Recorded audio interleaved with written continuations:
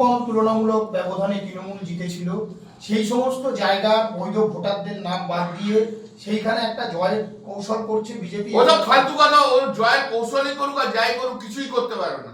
মানুষ বিরক্ত হয়ে গেছে বিজেপির ওপরে, যেভাবে মানুষের উপর অত্যাচার হচ্ছে না সাধারণ মানুষের উপরে, মানুষ বিরক্ত বিজেপির লোকের। এদেরকে দেখুন না মানুষ কি করে, বাইরে যাক না মানুষ কি করে দেখুন এদের। সব জায়গায় মানুষ, আমি তো বললাম সেদিনকে আমি গেছিলাম জগদীশপুরে ক্যাম্পে, যে মতুয়ারা আমাকে ভোট দেয় না ওরা কখনো, সেই মতুয়ারা আমার কাছে এসেছিল, আমি তাদের ভোটে কিভাবে এনরোল করতে হয় সব দেখিয়ে দিলাম। আর আমি বললাম যে এসব আপনারা চিন্তা ভাবনা করবেন না, কিছু চিন্তা বলে 1000 টাকা দিলে সিটিজেনশিপ দেবে ওই শান্তনু ঠাকুর।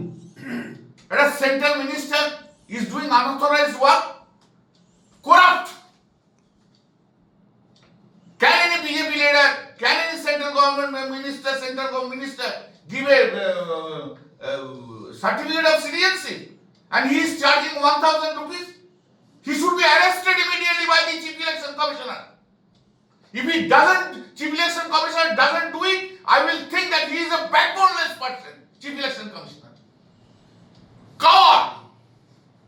He can't take any steps against the BJP ministers and officers. সাধারণ মানুষকে লাইনে দাঁড় করিয়ে আধার কার্ডের সঙ্গে ভোটার কার্ডের লিঙ্ক করিয়ে খরচা করিয়ে দিল কেন্দ্রীয় সরকার, এখন আধার কার্ডকে মান্যতা দিচ্ছে না। না, এখন আধার কার্ডকে মান্যতা দিচ্ছে না, because of supreme court order. মান্যতা দিতেই হবে, না দেবো না বলতে কন্টেম্প্ট হয়ে যাবে।